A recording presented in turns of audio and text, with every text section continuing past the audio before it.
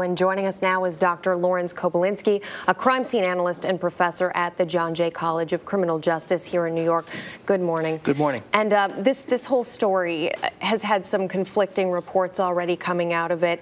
Last night they found a lunchbox believed to be Holly's. What might that evidence lead them to? Well, I think that's important because now we have a vector, that is a directionality.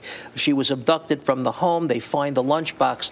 They know that either the suspect or the suspect and the victim were headed in a direction. So now they can focus their search around that box, that area.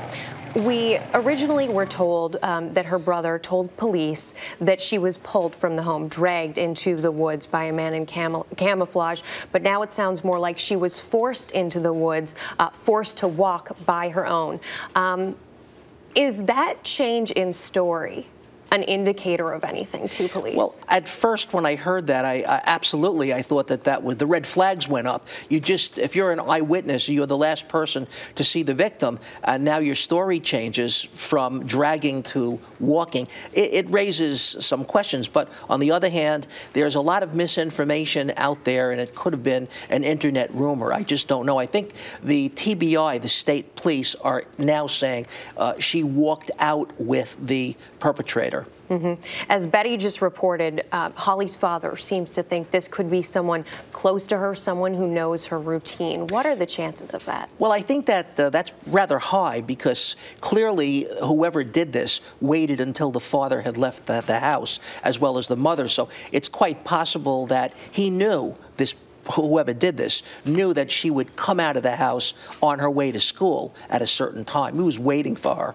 So is it safe to say then that police are likely looking at family members as suspects? Well, I think police are looking at everybody. They're looking at schoolmates. They're looking at friends. They're doing everything they can to generate information because there's so little known about this abduction. Who should they be interviewing right now? Well, not so much who as what. I think they need to look at her cell phone, her computer to see who she communicated with. I think they need to find out from her friends if there was anything unusual that happened in recent time, threats or something of that sort. I think the investigation is wide open. Mm-hmm. And the most important thing right now is a thorough search. And speaking of that search, they are focusing it on a 4-mile-wide area, about 6 miles from where Holly went missing. What does that tell you? Well, I think they believe that they're on foot. They're not in a vehicle driving to another state. And the likelihood is high that that's the area that they will find them in. I must say that because so much time has elapsed, the longer that time interval lasts, the less likely they will have a successful return of Holly. And when you say successful return of Holly? I mean, I'm hoping that they find her alive, but as time goes on, that's less and less likely. Dr. Lawrence Kobilinsky, we appreciate you joining us this morning. Thank you.